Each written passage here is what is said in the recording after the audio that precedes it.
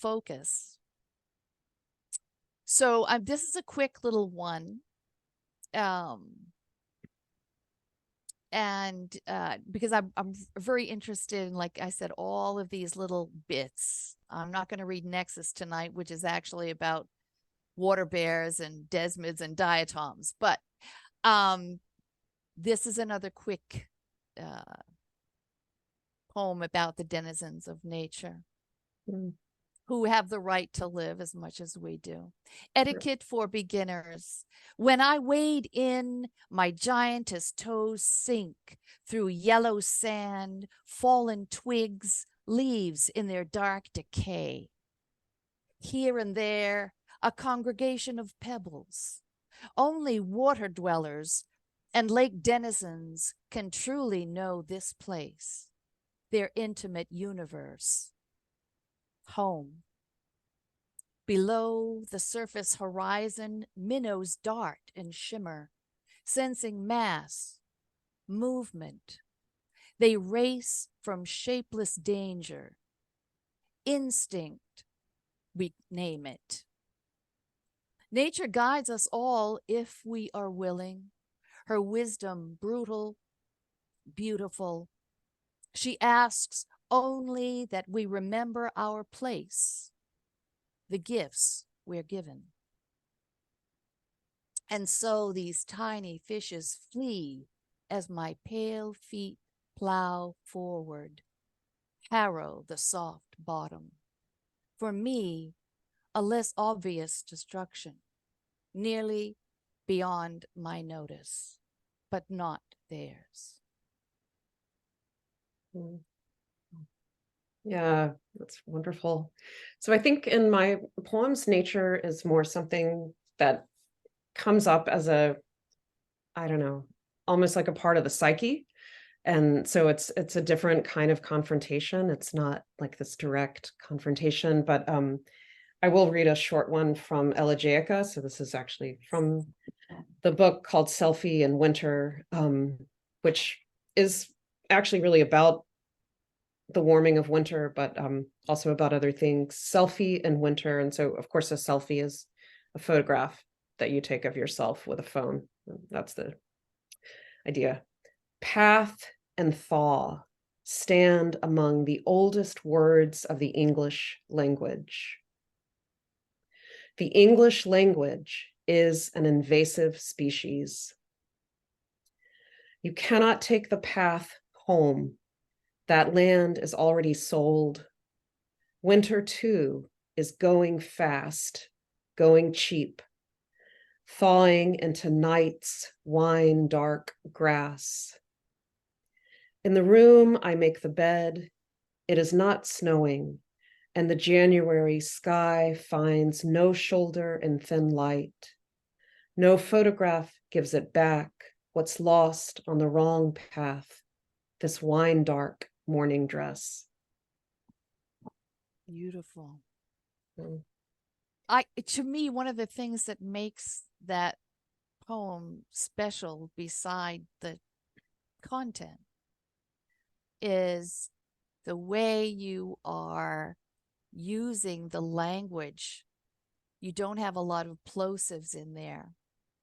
There's a softness, all those TH words in there. I mean, I would think that would be challenging to come up with, but I think that it's important to notice all of these things when we're sharing the language of poetry, because we know that it has an effect on our neural pathways and our psyche so much. Yeah, no, I think, I mean, beautiful. that is actually accurate, right? Like path and thaw, they are, for whatever reason, these very sort of old words that have stayed with the violent and kind of the whatever the English language takes in a lot of languages and destroys a lot of languages, but I'm always interested in those words staying, because they're such beautiful, there are ways through, right? Something thaws and you can find a way through, and it's a path. But then in the January thaw that gets warmer and warmer every year, it doesn't feel as you know what I mean? Like thaw starts to I take on a do. different feeling. Like, oh, I it's not, do. it shouldn't be thawing. So there is this uneasiness around what it means when thaw happens, right? That used to just be, oh, it's thawing and we can relax. And now it's like, wait, no, it shouldn't thaw. This should be the deep of winter. So I think that sense of imbalance is like very strong. But I don't know, Miku, did you want to speak to this question that Robert asks about, what is entering the narrows? What does that You mean? know, I Yeah. do, because it's funny. If you go on the web, you end up with Zion National Park and this place. You end up with a place located on a map. Wow. But we're asking to think about it as an idea. And I can tell you that um, this was first shared, with me by an Abenaki elder that had been speaking with uh, some Mohawk folks and others in Canada. Mm. And then I researched it and saw that it's also linked to some sort of kind of prophesying, I don't like that word, by some Hopi people about the great change.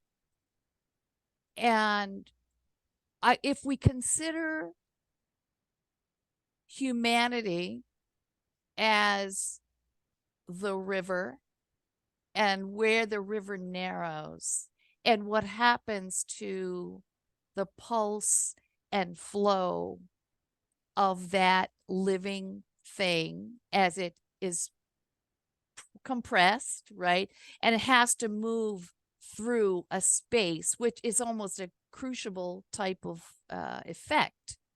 Um, so for myself, as an Indigenous writer, I think about entering the Narrows as a time of sort of great opportunity, because the opportunity is for transformation, but also as a time of great challenge where, some of us just aren't going to be on the other side of those narrows.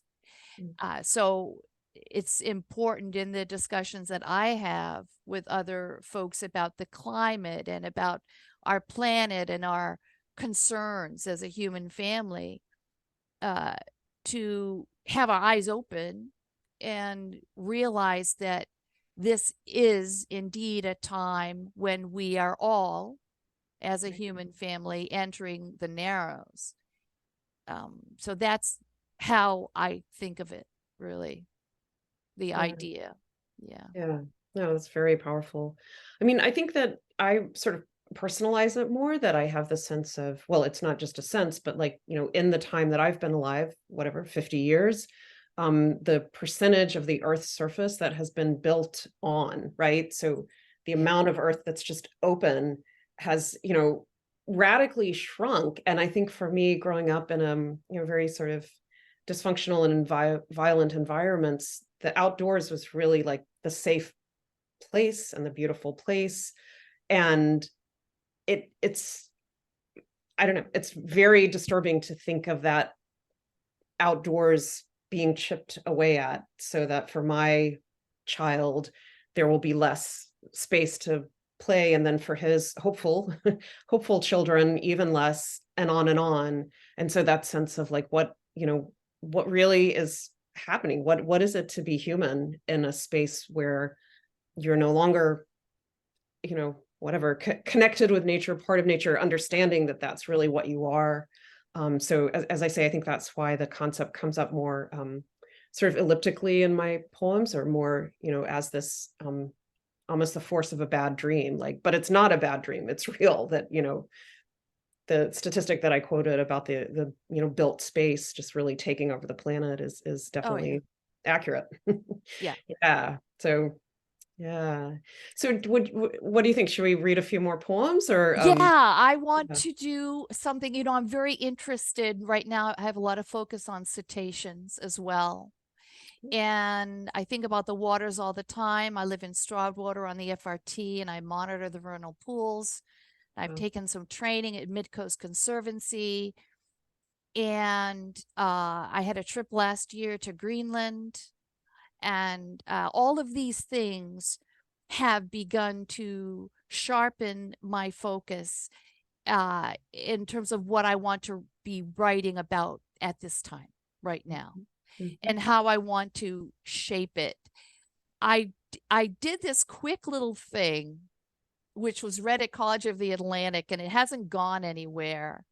But it was how I was feeling because I was not raised Christian. So our worldview is much more animist. Mm.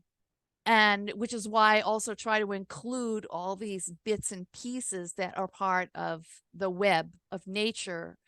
I think that, you know, as writers too, it's like we part of that process of creating, we're moving those energies and ideas through our own bodies and our own psyche and creating these words. Yeah. And I always want to remind myself that it's in relationship to all these other things. So anyway, this is Psalm for Cetaceans, and you'll recognize it immediately. I was feeling, I think, rather annoyed and not full of hope when I just jotted this down. Psalm for Cetaceans, our relations who dwell in the oceans, hallowed be thy name. Thy kingdom thrive. Thy will to survive continue as it has for eons. Give us this day our daily dread of declining catches. Forgive us our oil spills and cruise ship kills, though we seldom forgive those who trespass against us. Lead us not into apathy, but deliver us from ignorance and human greed. For thine is the blue world and the power, the story of life itself, forever and always. Wow. I really like doing little tricks like that. I mean, I like formalisms too, but I think there's something to me as an Indigenous writer a little bit subversive by Oh, taking something so recognizable and turning it on its head a little bit and giving a strong opinion. very subversive. So yeah, no, I mean, I think um when I married almost a quarter century ago, I converted to Greek Orthodox. So I'm Greek Orthodox. That's our Yeah. church. And I don't know, you know, I'm terrified of messing around with those. I mean, it's different in Greek, but whatever, it's the same idea. Um, yeah. So that's a beautiful, I love that poem. The young Wonderful. ones like it because it's so you know. Yes, indeed. Well, and you know, yeah, the Lord's Prayer is yeah, it's got some issues, right? So but so I don't, you know, I don't have a poem that's along those lines. But I do have a poem that I think Robert and I talked about my great grandmother Minerva, and Minerva, of Right. course, the goddess of wisdom. That's and Yes. she was. I think she would have appreciated that poem, Miku. So this is a poem about Minerva, and as I said earlier, you know, in my poems, nature is, you know, the thing at the edge and the thing that sort of gives structure and meaning to everything else. And so owls are part of this poem. Hoot owls are a big thing in South Georgia, where that part of Georgia that I'm from. I'm sorry, I should have said West Georgia, whatever, Southwest.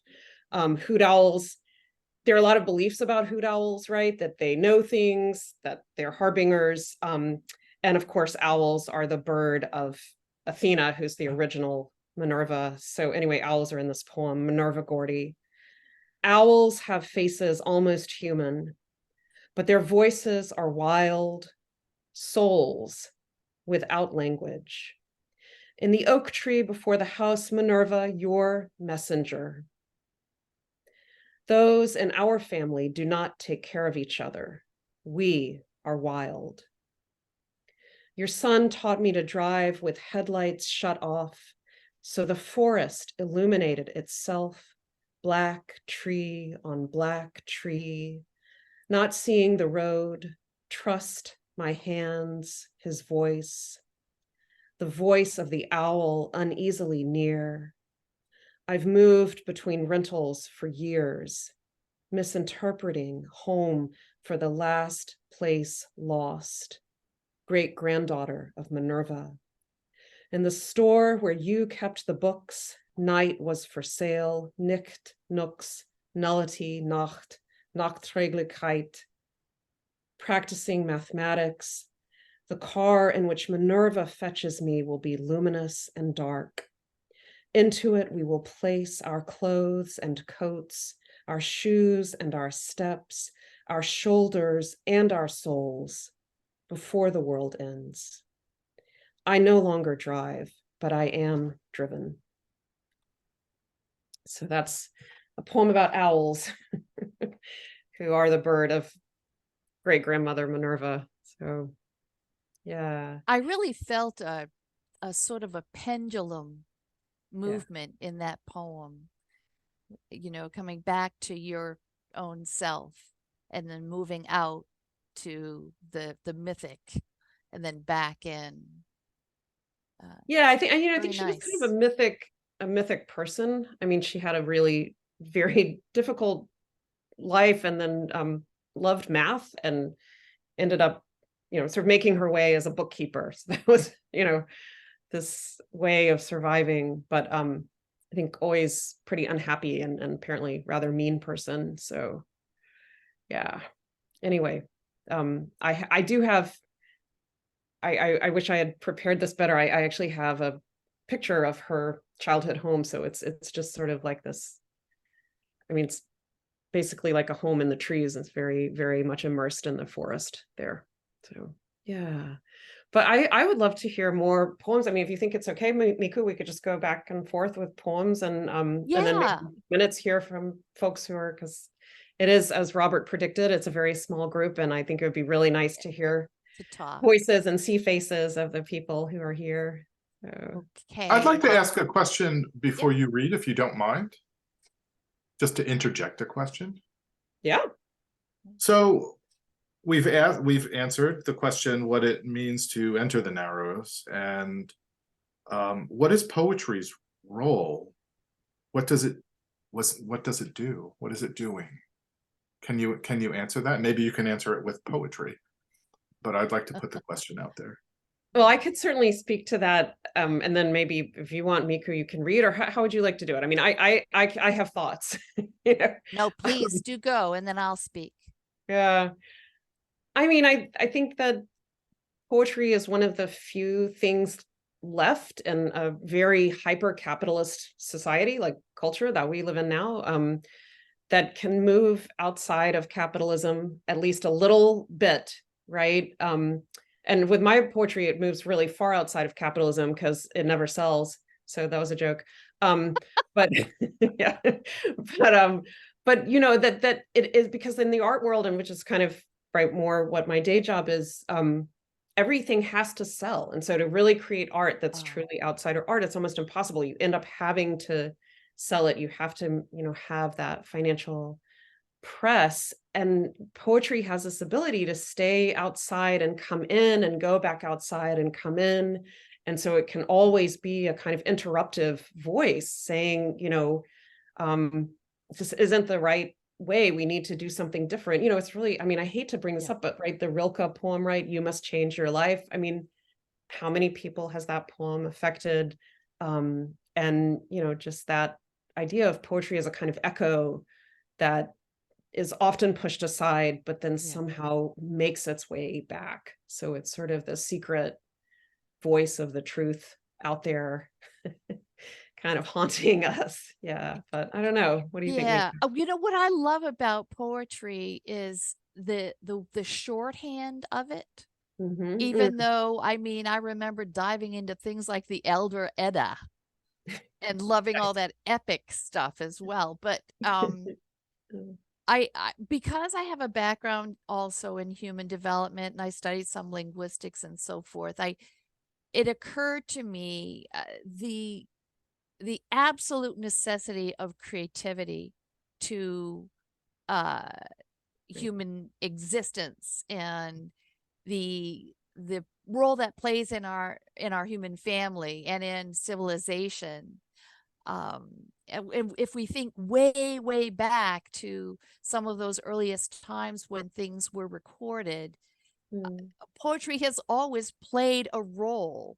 I mean, remember in ancient Ireland, if you satirize someone, you could be like arrested and fined.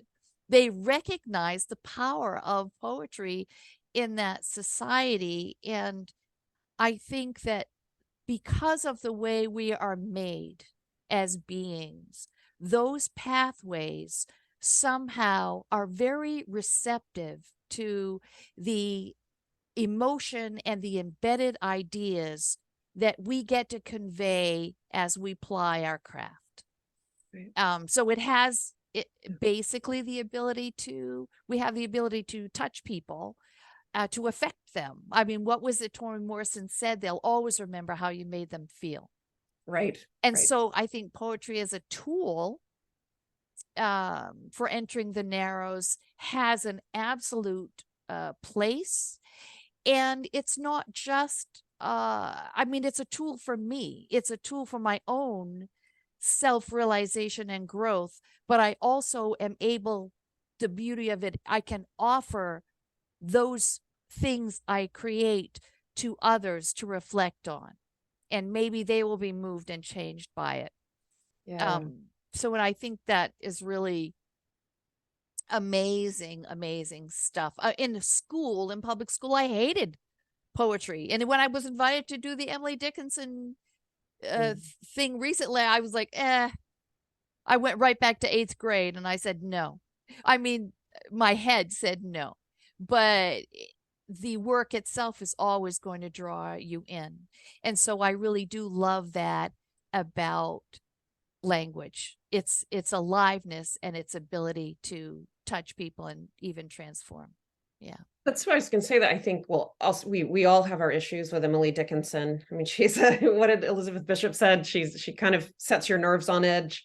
But I think language to me is actually part of the natural world. Like it is so deeply part of being human that it is, yeah, to try to use it in a genuine and real way is as in some ways in my mind as much being in nature as, you know, going out and, I don't know, digging in the earth. That it is that was really, language is at that core of you know what it is to be human, which is definitely part of the natural world. And so I'm trying to almost, I'm stumbling on almost saying it's incorruptible, but it's not incorruptible. It's very corruptible. But it's like, you know, again, like, you know, with the work I do in visual culture, there's so many ways to like create a fake photograph. And of course, you know, AI can write poetry. Oh, right. But but it's not real poetry. It's like the same as plastic grass.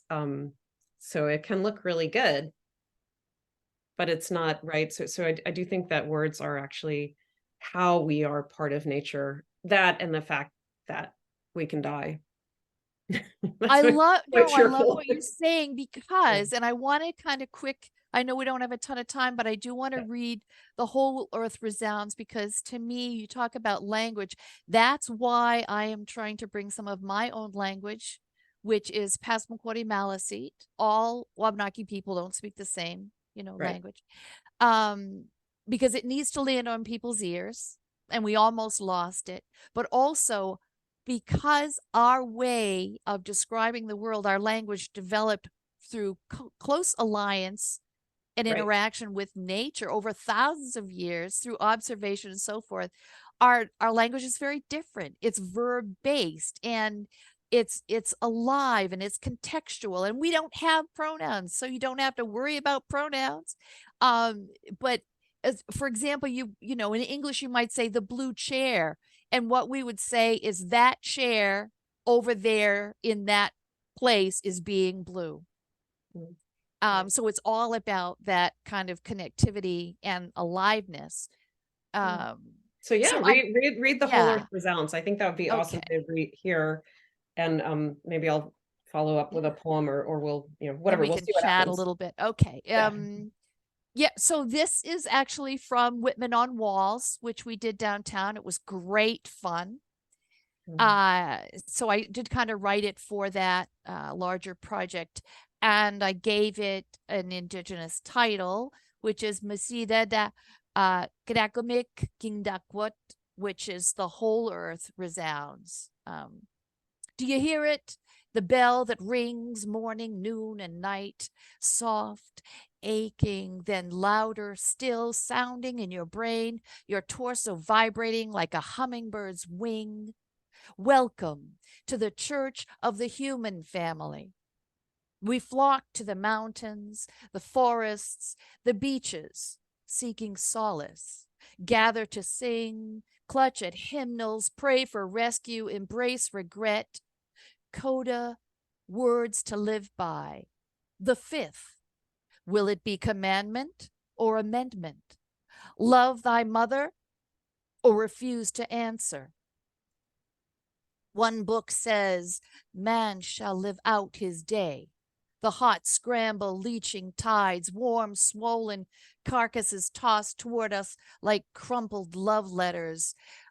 I am no longer alive because you stopped loving me in the right way, not to own me, but to let me thrive. Mm. Behold, said the Homo sapiens, we are the beauty and the horror, the joy and the sadness, the love and the hate, the hope and the despair. I give you this. Ewiguasit, the mother yells, her furious voice clangs in fetid air, her ire decibels that pound our ears, landslides, volcanic eruption, earthquakes, tsunamis. Then she speaks, Samakwan, water, water, while whole rivers convulse. Heaven pours a tumult of precious element. H2O. Buckets and buckets, cubic meters. I'm trying to right myself, she says. Tomorrow I will speak squad, fire. Breathless, exhausted as her green clothing twists into a column of ash. Sounding joy, warning, welcome, danger, celebration. Lost in translation, we are indecipherable. We forget ourselves, pretend we will be good, as daily the words fly at us like demented starlings, threatened species, nearly extinct, loss of habitat, death of phytoplankton, air quality index. We are the endangered now, stupefied, reeling like strange puppets, heads stuffed with dusty batting, button eyes and locked stare, waiting for some wiser hand, some greater power to lift us from our own hideous mistakes. We are all particles, quantum love, stardust that collects itself to become a forest, a lake, a mountain, an ocean, a glacier, a human being. Something beautiful, something dangerous. Emperors and assassins, above all, thieves trampling the garden, desperate to find the lost home. The mother knows. Quantum love connects all things, ephemeral threads that reweave themselves to the eternal web, life. Drops of clear rain on a birch leaf, chaining together to move, to move. The water we carry desires connection, speaks in yearning whispers, begs for wholeness. These days, my own ears ring deep inside a tonal knife. I shudder. It keeps me from sleep at times. Ewigwasit warns. Your foot may split as you walk the blade's edge, the good right path. Your blood is the blood of all, red, like the poppies, like the winter cardinal, like the glorious sunset that precedes the darkness.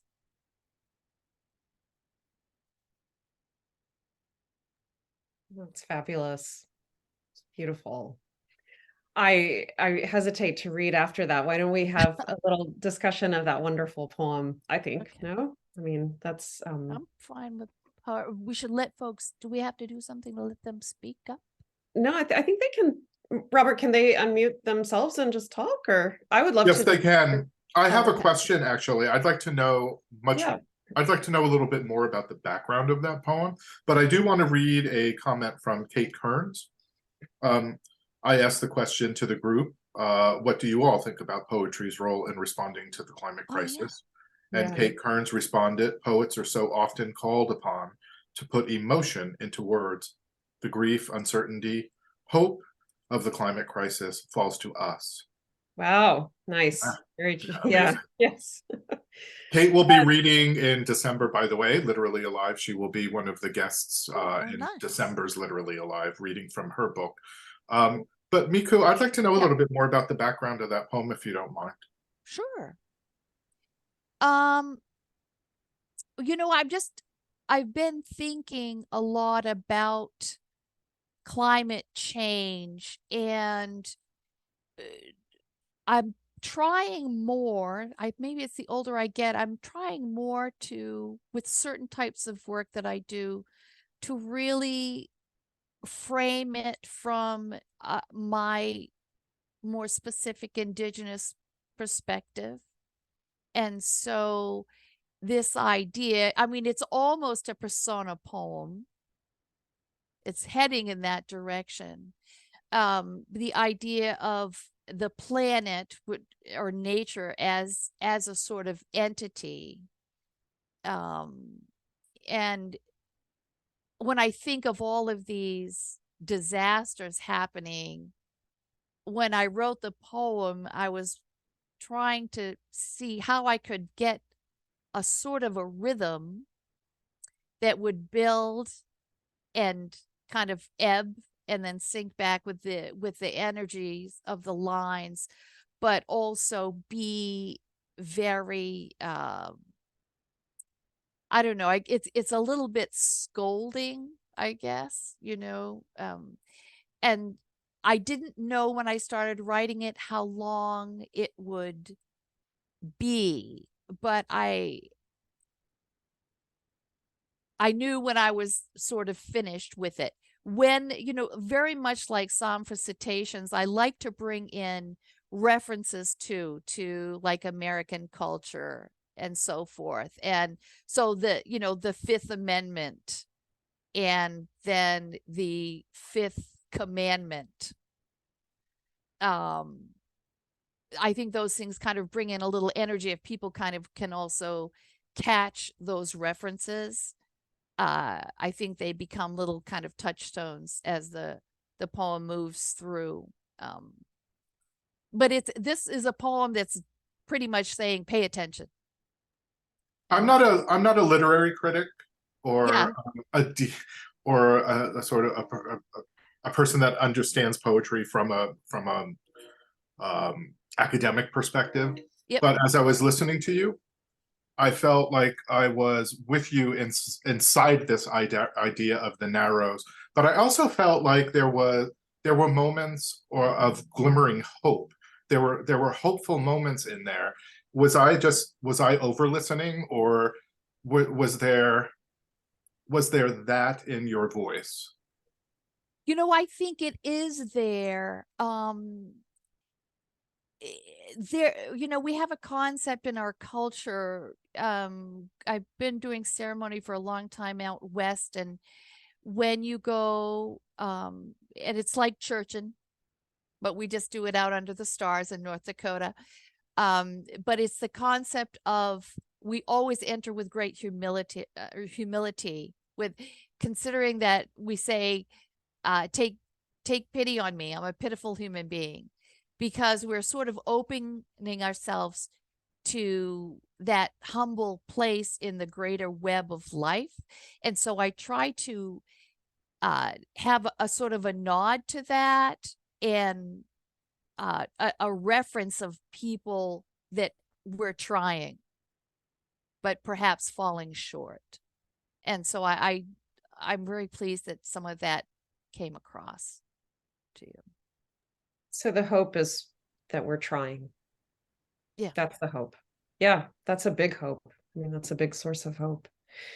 Yeah. Oh, it's a fabulous poem. I mean, it really just brings in so much energy and imagery. I don't know. So, Robert, should I read maybe one more poem and then we just shift to I am mindful of the time and really wanting to be able to hear and see other people who are here. Yeah. Yeah. Let's read more poetry, Claire, Yeah. and let's not be too concerned with time and enjoy the poetry. And then hopefully people are crafting questions for the last few minutes of our time together. Yeah, so I think there are just maybe like two more poems that I had planned to read, and not that I have to, but because the Whole Earth Resounds is such a mythical poem. I mean, it really just feels like the size of, it's just a very large poem in its scope. I don't mean in its length, but in its scope. And so I'm going to read also a new poem that this summer I had been looking at riddles. And so there's a book called the Exeter Riddles, which is like from around, I think, the 10th or 11th century of the Common Era. Wow. And Wow. so there's one, most of the riddles people feel like they've solved, but there's one where they think they don't know what this riddle is. And when my mother, I mean, she's been ill a lot, but she was hospitalized several times over the summer. And so the poem is sort of trying to use the riddle to understand this moment of coming to the hospital. And it's called The Family Car. I can't say that the poem is ready to be read to people, but there are not many people here, and I know most of you. So if you don't like it, you can Okay. just complain out loud. It's fine. The Family Car. He backs the car into a parking spot that almost doesn't fit. Night jars creak. The calling hour seeks. Consoling all men, she has no hands, no feet.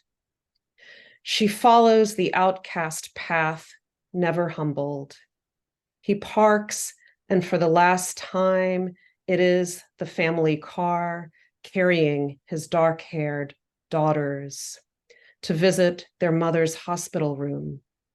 They say she is the saddest of all creatures. As they cross the parking lot, she doesn't see them, but her hands turn as if she were taking the wheel, as if again to drive. Night jars reach their 9th aria. With the help of his eldest daughter, he walks this creature of nowhere. As the hospital is full of those who have to let go. This is known to all who have life. He pockets the keys like salt. This creature known to all living that never touches earth, nor reaches heaven, nor goes beneath. In the hospital room, the mother weeps, and she cannot remember why. She only knows the car has arrived. Say what I am called. Who covers me?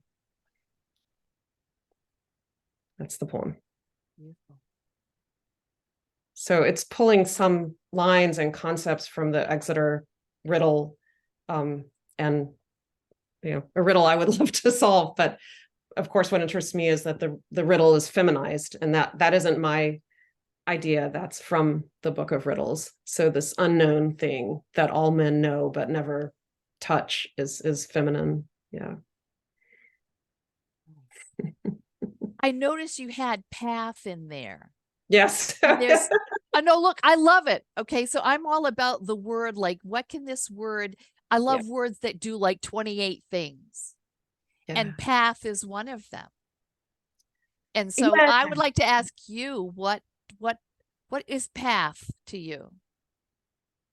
So yeah, it's interesting, right? Because I'm one of the things that my most frequent activity in nature is that I'm a long distance runner, and I've been a long distance runner since I was a kid. So that was my superpower as a youngster, that I could run really fast, and it was a good thing because you can, can go a lot of places on your legs. So in some ways, a path is always really hopeful, right? It's like you're moving and you're going. On the other hand, I think a path has a darkness to it, right? Like you've taken that path and then the other choices are gone because you took the choice that you took. At least And that's what Robert Frost said. Right? yeah, right.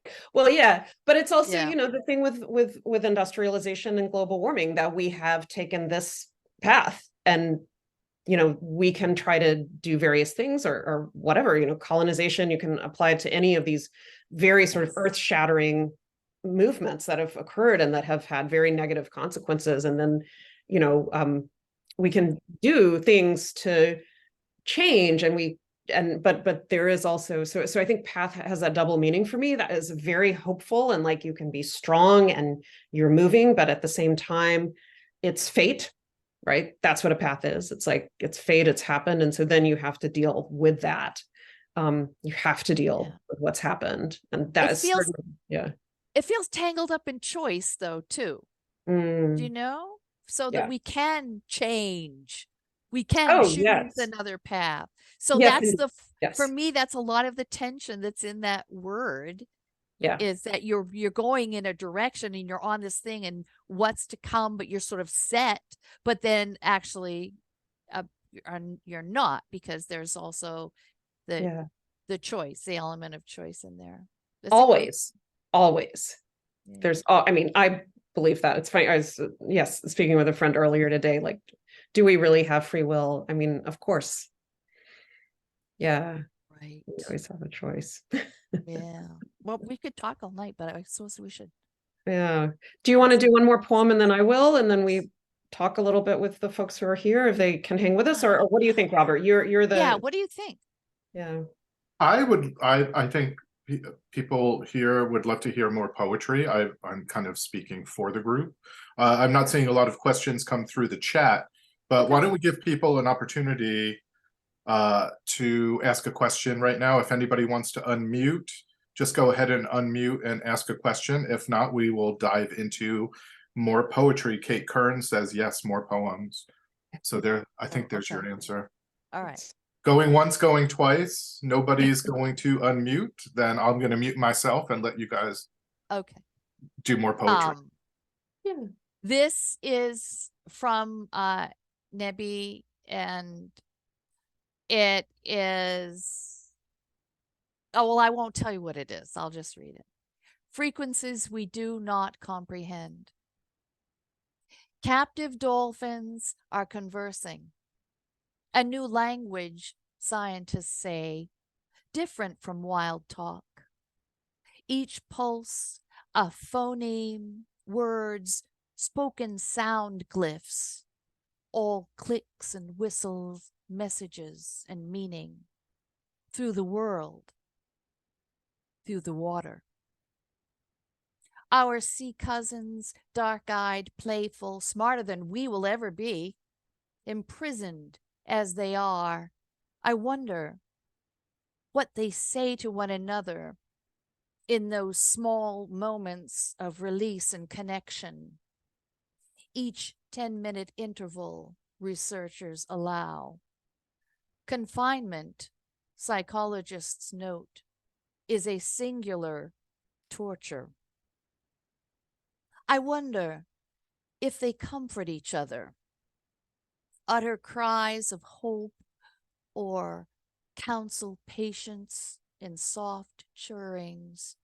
Surely they know we two-leggeds are not the chosen ones.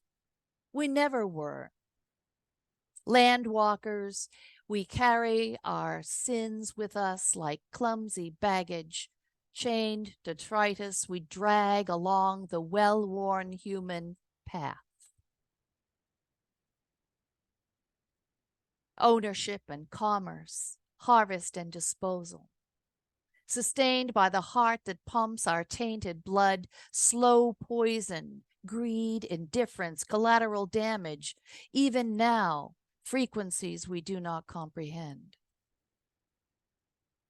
Pray they forgive us their short slave life, 40 years to 5, made to leap, circle, and dive on cue like living puppets, over and over, again and again. Pray they forgive us their forced labor made to haul the weight of humans grasping their dorsal fin, offspring ripped from a mother's side, food dead and frozen. One day we will understand their dolphin talk. Revelations in extremis. A divine catechism for true believers. Humanity and all our ailing relations. Perhaps we will embrace a new religion, a better religion. Maybe then we will finally set them all free. Oh, I love it. That's just wonderful. Yeah, definitely set them free. It's wonderful. I mean, it's a wonderful act of empathy, that poem. Right. Yeah, beautiful. I mean, and so it's not at all like standing apart, like, oh, I'm watching the dolphins. I mean, it's really feeling with the dolphins. I hope, yeah, when we do finally understand what they're saying, if ever, maybe when they understand what we're saying, you know what I mean? Like, who knows which way it's gonna go? Yeah. Yeah. So, yeah, wow. I mean, you did in that poem mention confinement, and so I hadn't planned on reading this one, but it's quite short, so I think I'll just throw it in, and then I have one that I could end with, if that's okay, or I can stop reading at any point, Robert. So again, asking you to kind of make sure that this stays on track. But this is called Movies about Juvenile Solitary Confinement. So juvenile solitary confinement is what does one say? An ongoing concern in my work and something I do think about in my actual life. And so anyway, it's an issue, right? Movies about juvenile solitary confinement. In a hotel during storms, the woman who cleans our room moves so carefully around us. I know something must have happened to her. To make someone else's bed takes either great tenderness or desperation. She works around us, pretending not to see the ashes, as if we were actually holy instead of people with just enough money. I don't smoke anymore now, but I still dream about it. Ashes flickering, metallic, angelic, catching light, something taken without asking.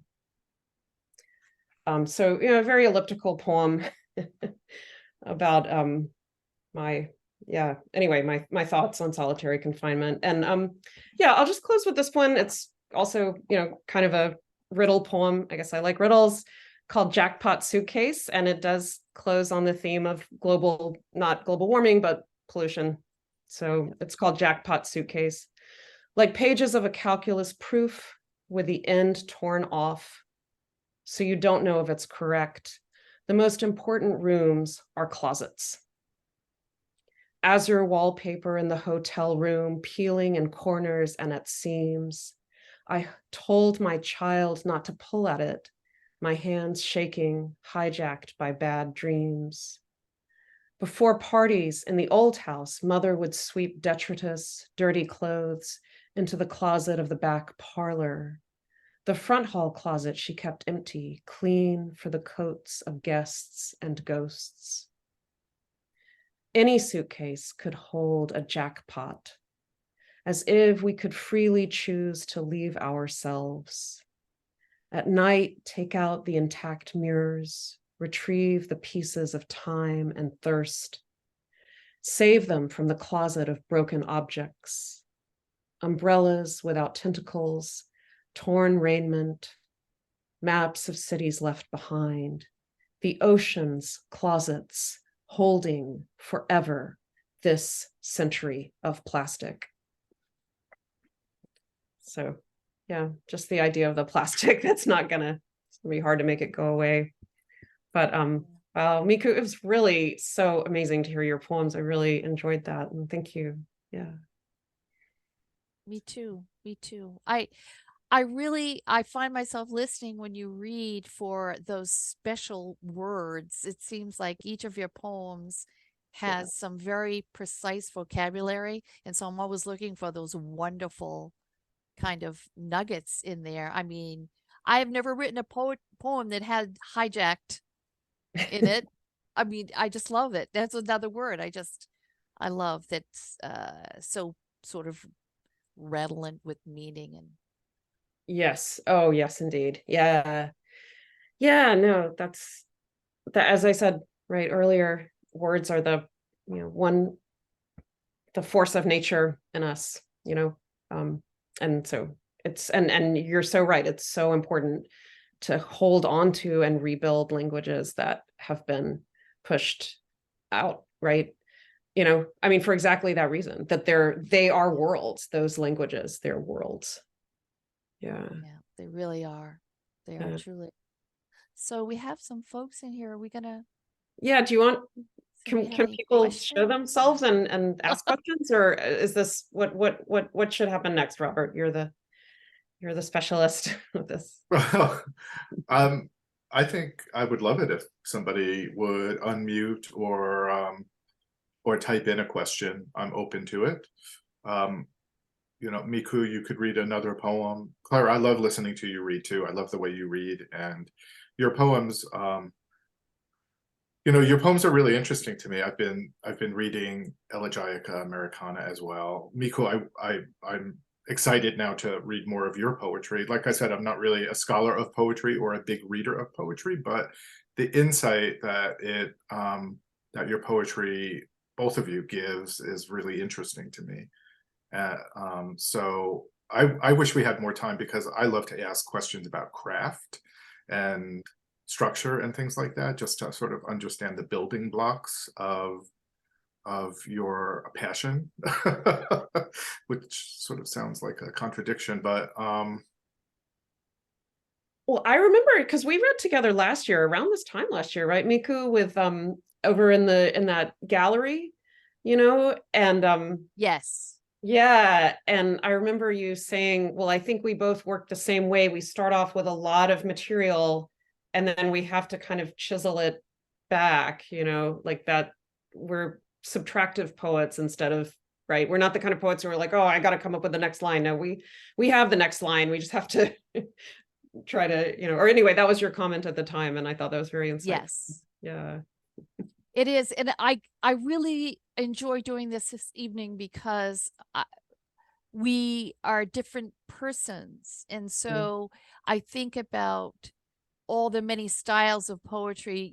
Patricia Smith was in my program. She was a senior when I entered Stone Coast. And she is very much a language poet. That's one of the things that she does. And I also have I did work with some formalisms. But it's been interesting to me in that way that you do, when you sort of observe yourself in your own work and then you observe someone else's. And to me, I think, well, how are we doing this? They are in part stylistic choices, but Right. also their choices very much informed by who we are and by our identity. And one of the reasons I like to work with formalism sometimes is because it requires something of me. I was always told, you're so lyrical, and almost as if it was not the best to be so very lyrical, but I was simply doing what came naturally. And so I did have to learn about that subtraction and I guess it's called tightening your poem down, how taking away from brings something into focus. And that was something that I had to learn, you know, over a period of years. Oh yeah. Can we No, end on a poem from each of you? Do you mind? sure. Yeah, I Mika, don't do know you what I wanna- have. I'm trying to find the courtship of Proteus. And we have several thank yous from the from Polly Brown. Yeah, Warm thanks. that's really And nice. Iva Sussman also, thank you, Miku and Claire, for sharing your gifts and offering a new lens as we embrace hope. Yeah. No, that is, I'm really grateful for the people who showed up. What is the Wordsworth phrase? Fit audience, though few. You know, really, that's really nice that folks showed up. Miku, do you want to dive in with just a short poem, or? I don't really have anything. I was trying to pull up the courtship of Proteus, but I've got so many things open on my Thunderbolt. I Okay. didn't pull anything else out. Well, So I would just as soon have you finish up. Okay. Sure. That's fine. This is it also has some weird words, and but it Okay. is about the Oconee River. So the Oconee is a river in Georgia. That's really important to know for the poem. And it's called grisé, which is just like a phrase that means gray. One can no longer eat fish from the Oconee. It's too polluted. Somehow the fish survive, though. I'd go home to the gray houses of my infancy, marrow of my soul. A mirror will try to show you yourself as inherited bone structure, but elegy has no time. Slip through the gray houses of survival. As the story goes, a man comes home, but a woman stays gone. At the end of his life, a man takes the train to the same station and disembarks, but I am a daughter. Even so, grandfather taught me to fish in the Oconee River, threshold of Georgia. Gutted fish on the sink's ledge bled. When it's time to leave, leave. Don't eat what the river carries, that polluted stuff. I am from here. For me, it's already over. I've swallowed it all these years. And that, I mean, fish in a polluted river is unfortunately the story of not just Georgia, but so many places, including Maine, right? So, yeah. I'm sorry, we were ending on a note of hope, and the hope is that the rivers have gotten cleaner. That is the hope, that we're trying, as Miku says. Yeah, we're trying. Thank you both so much for reading tonight and for the conversation, and also for our wonderful audience. Nancy Walters also thanks us. Hi, Nancy. Poetry gives us new ways to feel and think about climate change that is worth everything instead of giving up. That's a wonderful way to punctuate this hour together. And thank you very much, both of you. Any parting comments you'd like to make? Oh, just thank you. Really lovely and sweet of people to show up for this. And thank you. And thank you to Miku.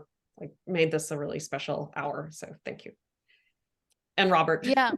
I mean, I think that any time that this can lead us to reflect on what's happening in the bigger world or in our own backyard, what our relationship is to the human family, what our place is within the web, you know, maybe that can inspire people to walk in a better way or take another path. So that's Right the on. goal for my work, definitely at this time in my life. So thank you all for being here. It was a good time. It always is. Before everybody goes, I just wanted to mention, well, first of all, thank you, Agnes and Littoral Books. And I wanted to mention next month, we are going to be having a reading with Kate Kearns and Richard Forster and Laurel Dodge. And that will be December, I think it's the 15th. I'm not 100% sure, but it will be on the Littorally Alive webpage on Littoral Books, and we'll see you then. Right. We don't Good night, have a everybody. word for goodbye, folks. We have no word in our language for goodbye. But so what we say is Abchuch. I'll see you again. Oh, that's wonderful. Right. Abchuch. Abchuch.